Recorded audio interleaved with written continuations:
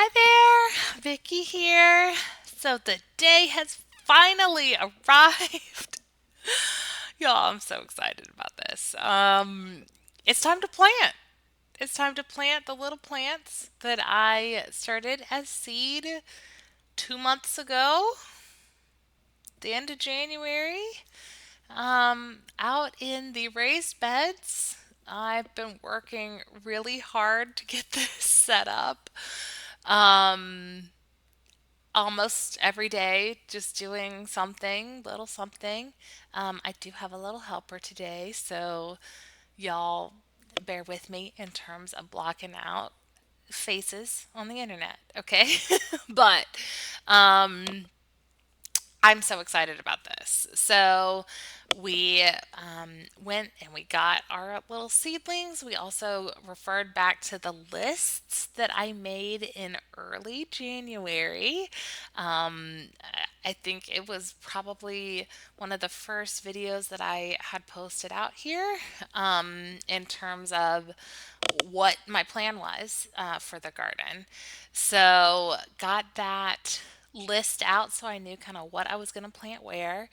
Now, this bed is the plan is that it will contain quite a few tomatoes. Um, so, what I'm adding is a little bit of bone meal to the bottom of the hole.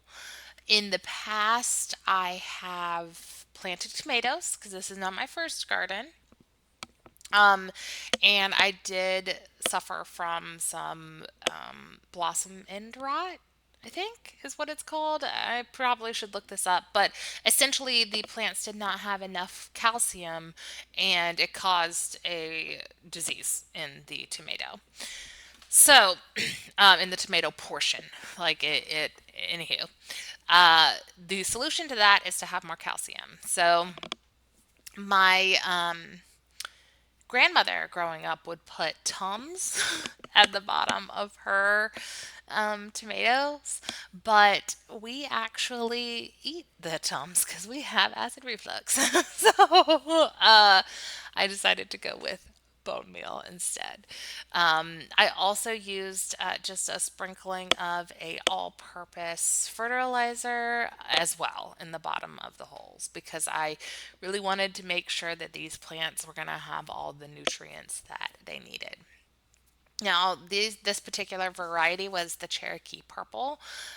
We had planted them, the seeds anyway, in these little biodegradable containers. I think they're peat containers.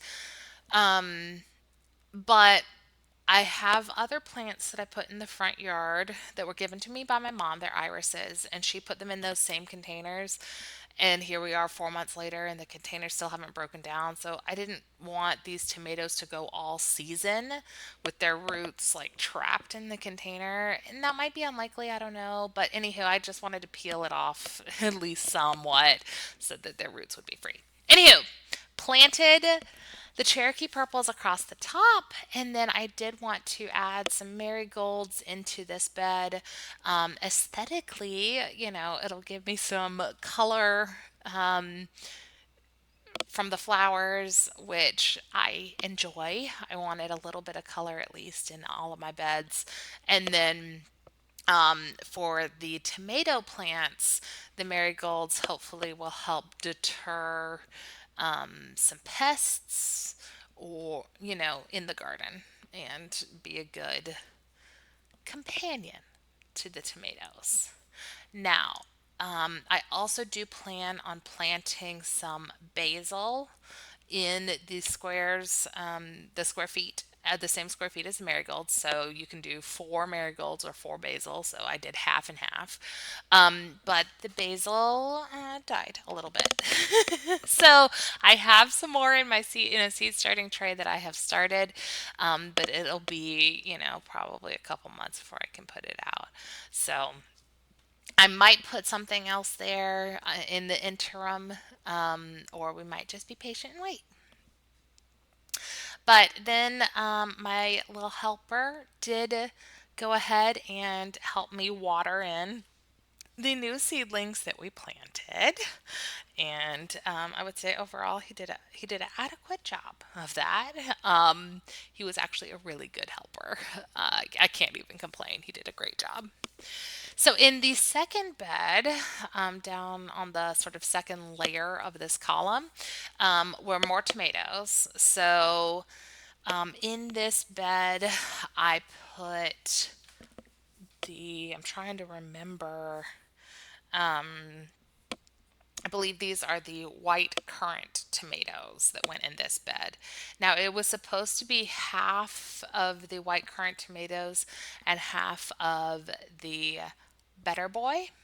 But I actually ended up giving away the Better Boy, and then the ones that I kept for me are in that container, the plastic container that I made a little bed with. And I had to do that because they grew so fast that they outpaced the seed starting tray before I could get the raised beds together. So yeah, we just have more of this variety of tomato than I had planned, and that's absolutely fine. Right? Right. So very excited. Added some marigolds to this one too. And then it was on to work on the third one.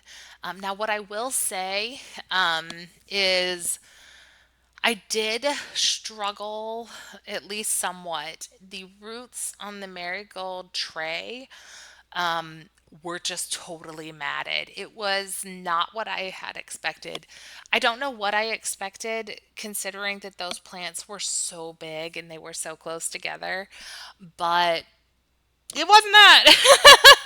So, I have checked today in real life is the day after I did all of this planting, and I have sort of checked on it several times to make sure that those marigolds have not died since I mutilated their root system, trying to get them separated in a way that I could plant them. But, it's just one of those things. You live and learn. Maybe next year I will either use a different seed starting tray or I will do a better job of separating them sooner. I don't know. Or I might just do the same thing. If they do well, we might just do the same thing. So here in the top bed on our second column is more tomatoes. Um, it is two different varieties. So one is the cherry tomato and one is a vernissage tomato. At least that's how I'm going to pronounce it. It's definitely something French, and I do not speak French. But those are the two different varieties that are in this one.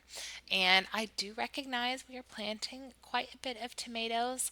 My hope is to be able to turn some of these into tomato products, either a sauce or tomato paste or pizza sauce or just stewed tomatoes, diced tomatoes, and can them up. We use tomatoes in all sorts of things on a frequent basis. We put tomatoes in the ground meat when I'm making tacos. We have pizza night at least once a week. So, yeah, I feel confident that I will use these. And I feel like since tomatoes are so acidic and tomato products are so acidic, they're a good gateway into canning, which is another goal that I have for this year. Now, unlike gardening, which I have done before, I have grown almost all of these plants before in the past. I have never canned. Canning is not something I have ever done. So that is something new for me. And I wanted to venture into it with something that I thought would be maybe a little easier to start with, or perhaps maybe more prone to success. So that was my thought process here. Then this is the last bed that contains tomatoes. It also has a couple of varieties. So it's Gardener's Delight is one of the varieties I planted, and oh my gosh, what is the other one?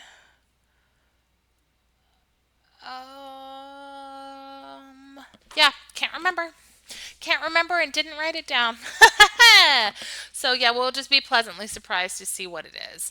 Um, because yeah, I have no idea at the moment what that other tomato type that I planted was. It is just totally blanked out from my brain. So anywho, more tomatoes, and this I believe is the last of the tomatoes that I plan on planting. I do have some more seedlings that I just got carried away. Um, and I do plan on giving them away. So I already gave away some of the extra Better Boy seedlings to my sister. I have a friend at work who expressed a very slight interest in receiving a tomato plant, so you better bet she's going to get one. Um, and my mother in law also said she would take some. So I think that is, the goal and what we'll do with the rest of the tomato seedlings that I over exuberantly planted in the garden. But honestly, I'd rather start too many seedlings and have extra plants to just give away. Honestly, the size of these tomato seedlings, they probably cost $10 at Lowe's. I'd rather have something that I can give to someone else and than have too little. What if the seeds hadn't germinated? What if, like the spoon tomatoes that I tried to grow from my sister's seeds, they all died, except for one, but it is still looking sickly over in my little grow light shelf. So I just don't know what happened. It had the same love and care that all these other tomato varieties had, and they are thriving clearly. So yeah, don't know, but it's okay. And that is why I'd rather overplant and then have some to give away because you never know what might happen. So yes, very excited. Those are the four beds that contain tomatoes, but that's not all that I planted on this day. I did go ahead and water in um, these seedlings. My little helper had decided to go inside for a little break. But in the next beds, I watered them too before I planted anything. It is my preference to plant into moist soil. The seedlings themselves are already moist because I watered them this morning just like I always do. Um, but I didn't want them, it's already a transition, going from the cozy little pod that you've been growing in for months into the big raised bed where you're fully exposed to the elements. Um, and while I did spend a couple weeks hardening them off, yeah, it's still an adjustment for the plant. So, anywho, I prefer to plant them into moist soil. What's the moral of that story? So the bottom bed here is containing the ground cherries, is what was going into here. Now, I don't know how much space ground cherries need. This is one of the things that I have never grown before, actually. Um, so, what I have decided to do is give them each a square foot. If in a couple months the plant is not looking like it needs that much space, I will plant something else inside. But for now, that's what we're going with. I may have squeezed a couple other things in this bed because I did want to plant all of the little ground cherry seedlings that I have created because I'm so very curious about how this plant will turn out and I want to make sure that I have enough to do something with it. Um, but that's what I'm going with, and we'll see what happens. The package that had the seeds was very interesting. It talked about like being brain sweet, and you could make pies out of it. So I would love to try that. We'll see. And then there in the corner of that bed is cantaloupe. So, yeah, we'll kind of see how that goes. I have tried to grow melons in the past. It did not go well. Okay. Okay. That's just full disclosure. That's where we're starting from. I have tried it in the past and it did not go well. All right. So in the top bed, and some of these beds do not get fully planted on this day because it's waiting either for seeds that I am going to directly sow, or it's waiting on seedlings that are not yet ready to go out. For example, the bell peppers. It's still a little chilly. I mean, it's only March 25th at this moment. So it's still a little chilly to plant peppers out. So some of the beds are still looking a little bare, but that's fine. They will fill out, of course, as the summer goes on. Um, in this bed, I had planned to put the onions. So these are some Texas grand onions that I started from seed. They were growing really happy in that little container on the shelf. So let's hope they continue to be happy out. I can't wait to see how they do. I'm feeling borderline optimistic about it. So, hopefully they do quite well. I did need to stake up the tomato seedlings in the plastic container. So what I did just then was I took a piece of garden twine and I cut it using the edge of the raised bed because they are so sharp, and went ahead and tied that over to a stick, literally a stick. That's the kind of tomato support that I have at the moment. It'll get more sophisticated throughout the summer, but that's what I had for this exact day. In the next two raised beds, I had to go and pull my lists from inside because I couldn't remember what goes in these. I know that I might be one of very few people who actually use their lists, but I don't know. It's just something comforting about actually preparing and then following through. So I pulled my list and then I got my little helper to water the empty raised bed for me, so that the soil would be moist for what we planned on planting in it. And he did a great job with that. And he wanted to fertilize, but I had to tell him it's not quite time to do that yet. Let's be patient. Um, but he did help me, get the plants and get the little lists. I decided to wet the soil just a little bit more, because in this bed I was planting watermelon, and in my opinion, you don't get the name watermelon unless you require a lot of water. So I really wanted to make sure that it was set up for success. He did help mix up the fertilizer into the soil at the bottom of the holes that I was digging. We found a spider, so we had to use the container to get the spider out of there. He was very distressed about the spider.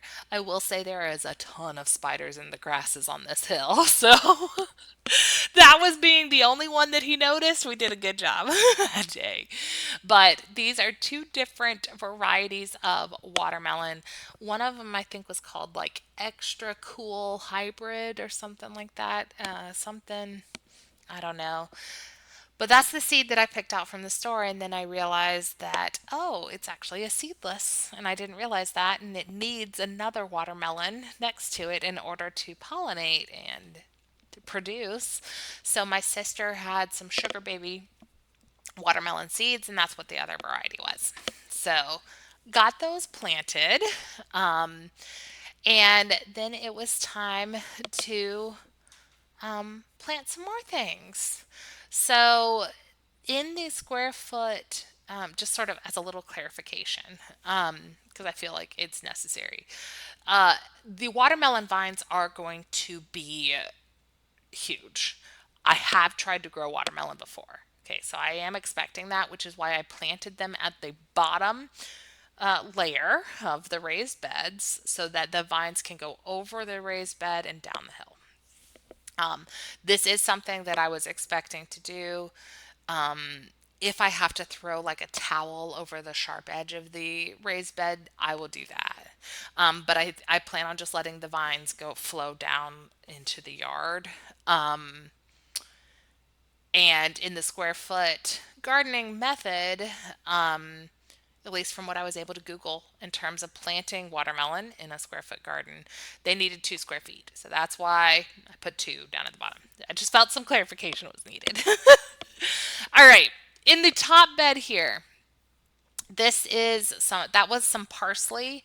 Those little plants are not doing great. So I don't know if they will survive, but maybe they will. Maybe they'll thrive. And that's where I decided to put them.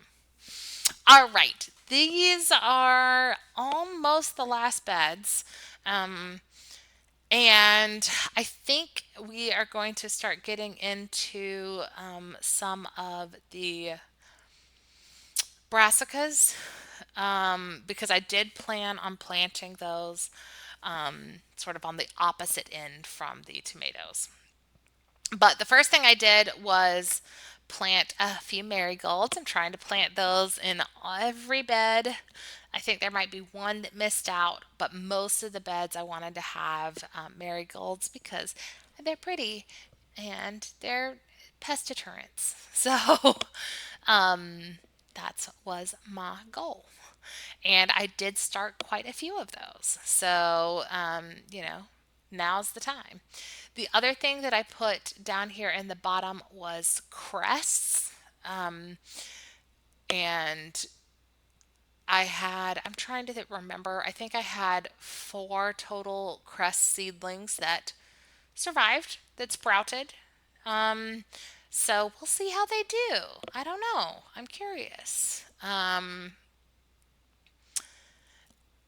For each of these beds, I kind of marked out per square feet just by dividing it in half, then half again, and then doing one line long ways through, since they are approximately 2 by 4.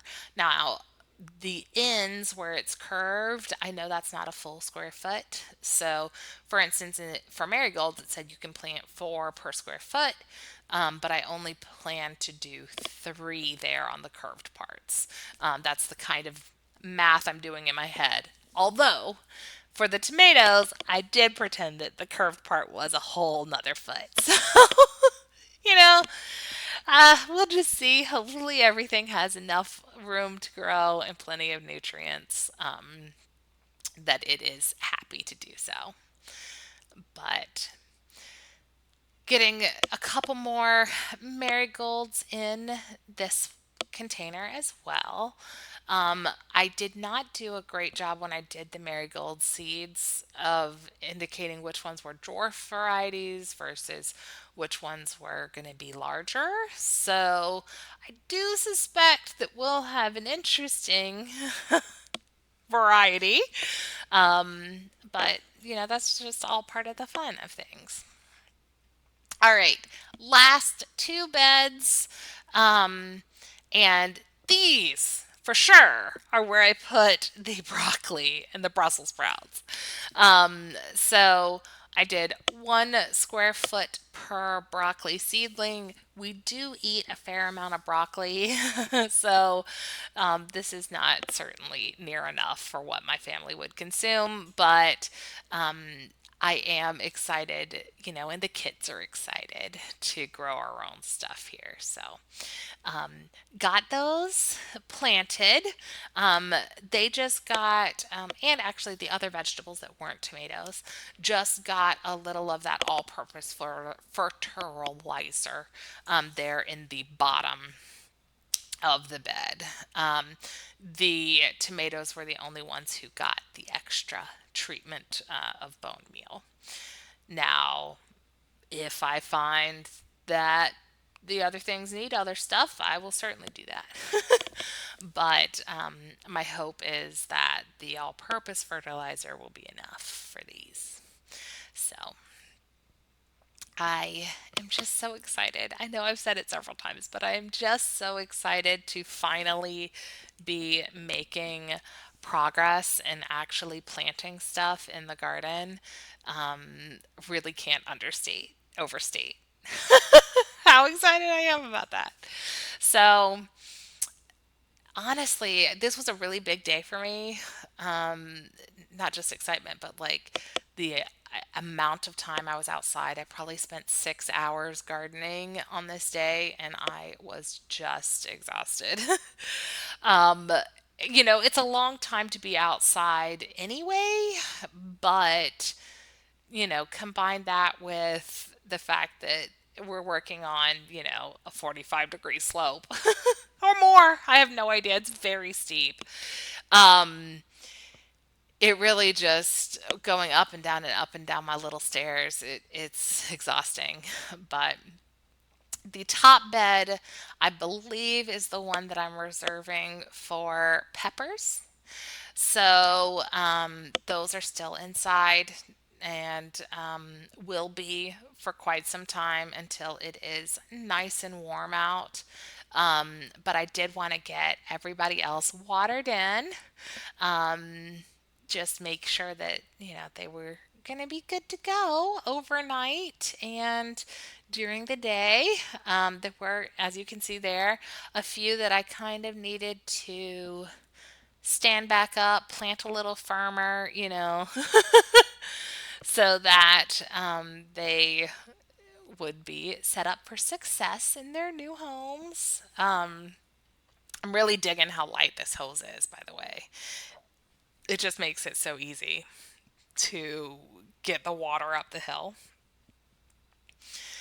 And yep, just watering in the other ones too, including the sad little parsley. Now these, if you recall, I have already watered, so I didn't water them too much. I just watered them a little bit, just to kind of top them off, as it were, before the evening. But gosh, I'm so excited about these beds and actually getting progress out. And me being future Vicky compared to this video, having seen no signs of distress today from the transplanting efforts, I mean, that was really encouraging. Um, I did realize there was even more parsley that I kind of forgot to plant, so I put it here next to the onions. This parsley, as you can see, is looking way better than the other ones. These have been growing next to some tomatoes, and that whole tray did amazingly well. I mean, it looked great. So, yeah, I feel those will definitely survive and do just fine.